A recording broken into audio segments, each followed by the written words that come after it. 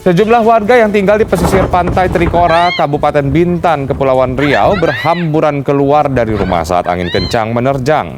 Video yang merekam peristiwa yang terjadi pada Sabtu 10 Juli lalu itu kemudian menjadi viral di media sosial.